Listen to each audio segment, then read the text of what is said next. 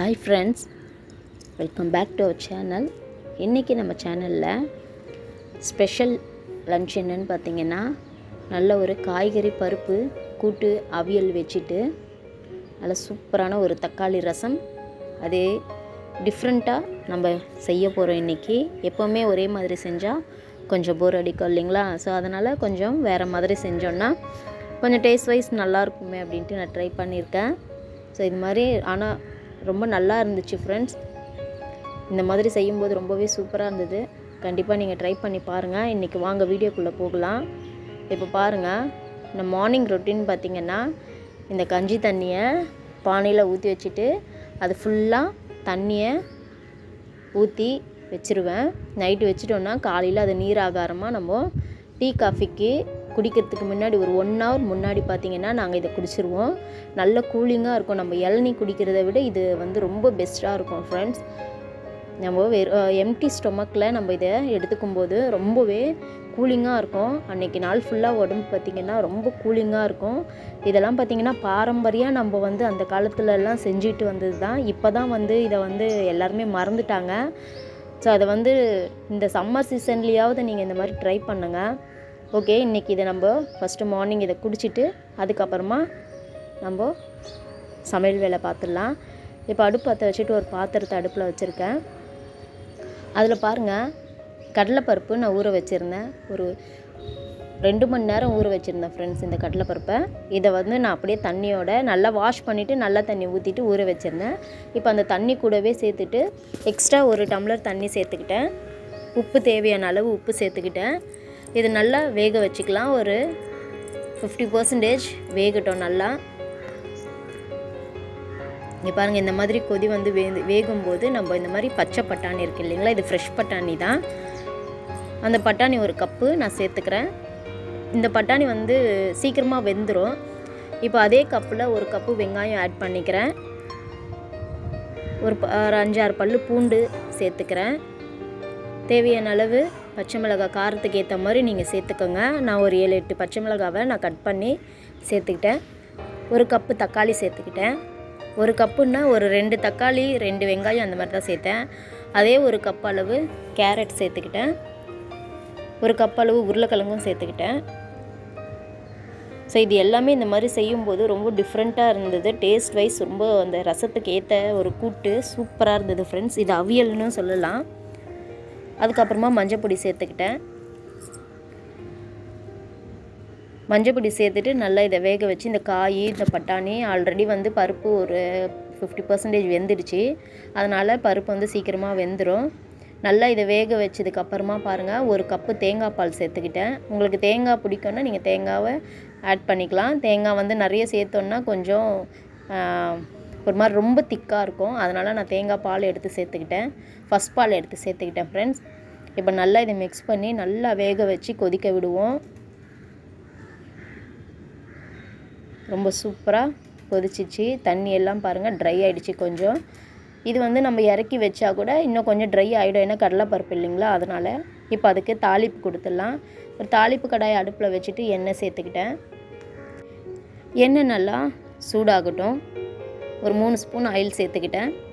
1 spoon கடுகு நல்லா பொரிய ஆரம்பிக்கும்போது சீரகம் ஒரு 1/2 ஸ்பூன் சேர்த்துக்கிட்டேன். நல்லா இது ரெண்டுமே பொரிஞ்சு வரட்டும். அதுக்கப்புறமா பூண்டு தட்டி வச்சுருந்தேன் தோலோட, அந்த பூண்டு ஆட் பண்ணிக்கலாம். நீங்கள் பூண்டு தாளிக்கும் போது தோலோடு தட்டி வச்சிங்கன்னா தான் டேஸ்ட் நல்லாயிருக்கும், மணமாக இருக்கும் தாளிக்கும் போதே. இப்போ பூண்டு நல்லா வதங்கிடுச்சு. 2 வரமிளகாவை நான் கிள்ளி போட்டுக்கிட்டேன். கருவேப்பிலையும் சேர்த்துக்கிட்டேன். நல்லா இப்போ இதை தாளித்து நல்லா ஃப்ரை ஆனதுக்கப்புறமா அந்த கூட்டில் கொட்டிக்கலாம். இப்போ பெருங்காயத்தூள் சேர்த்துக்கிறேன். பெருங்காயத்தூள் கொஞ்சம் அதிகமாகவே சேர்த்துக்கோங்க, ஏன்னா பருப்பு போடுறோம் இல்லைங்களா, அதனால் வாயு இருக்கும். உருளைக்கிழங்கு இதெல்லாமே கொஞ்சம் வாயு இருக்கும். அதனால் பெருங்காயத்தூள் கொஞ்சம் அதிகமாக சேர்த்துக்கிட்டேன். இப்போ அதை அப்படியே இதில் போட்டுட்டு தண்ணி லைட்டாக 1 ஸ்பூன் அளவு தண்ணி ஊற்றிட்டு நல்லா மிக்ஸ் பண்ணி ஊற்றிட்டு நல்லா கலக்கிட்டு ஒரு 2 நிமிஷம் அப்படியே அடுப்பிலே வச்சுருவோம். லோ ஃப்ளேமில் வச்சு 2 நிமிஷம் வச்சுருவோம்ல ஃப்ரெண்ட்ஸ்.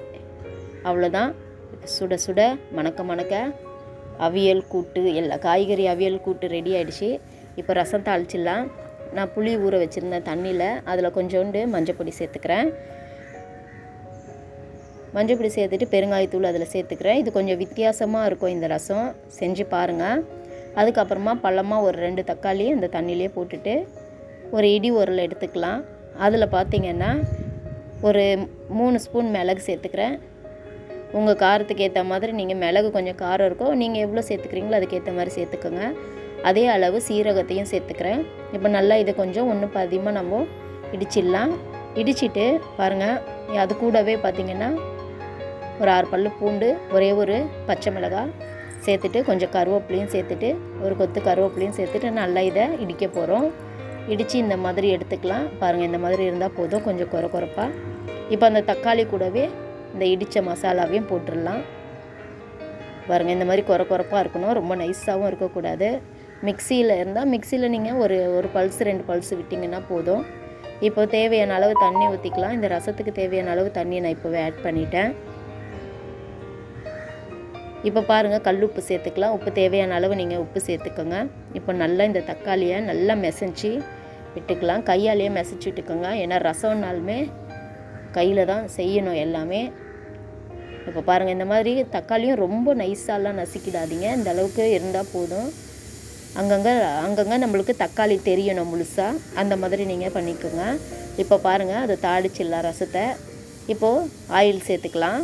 தாளிப்பு கடாயில் எண்ணெய் சூடானதுக்கப்புறமா ஆஸ் யூஷுவல் கடுகு சேர்த்துக்கிறேன்.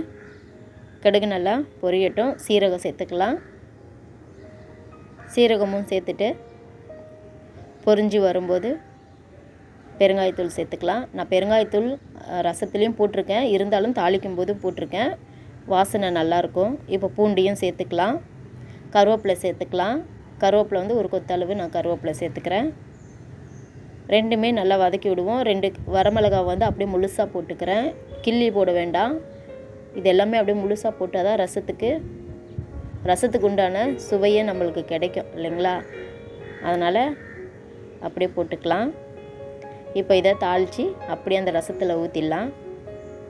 பாருங்கள், சூப்பராக தாளித்து கொட்டியாச்சு. ஒரு வித்தியாசமாக தக்காளி ரசம் இன்றைக்கி செஞ்சுருக்கேன். இன்றைக்கி லன்ச் மெனுவாக எங்கள் வீட்டில் தக்காளி ரசம், காய்கறி கூட்டு ஃப்ரெண்ட்ஸ். ரொம்ப டேஸ்ட்டாக இருந்துச்சு. டிஃப்ரெண்ட்டாக செஞ்சுருந்தாலும் செம்மையாக இருந்துச்சு ஃப்ரெண்ட்ஸ். கண்டிப்பாக நீங்கள் இதே மாதிரி ஒரு வாட்டி ட்ரை பண்ணி பாருங்கள். இப்போது உப்பு செக் பண்ணிடலாம். உப்பு செக் பண்ணிவிட்டு இது அப்படியே வந்து ஒரு 2 நிமிஷம் லோ ஃப்ளேம்லேயே வச்சு நம்ம அப்படியே சூடுபடுத்திக்கலாம். நல்ல நுர பொங்கி வரும்போது இந்த ஓரத்துலலாம் லைட்டாக கொதிக்க ஆரம்பிக்கும். இந்த ஸ்டேஜில் அடுப்பை ஆஃப் பண்ணிடலாம். அடுப்பை ஆஃப் பண்ணிவிட்டு ஒரு 1/2 டம்ளர் தண்ணி சேர்த்துக்கலாம். 1/2 டம்ளர் தண்ணி அதில் சேர்த்துட்டு கிளறி விட்டுடலாம் ஃப்ரெண்ட்ஸ்.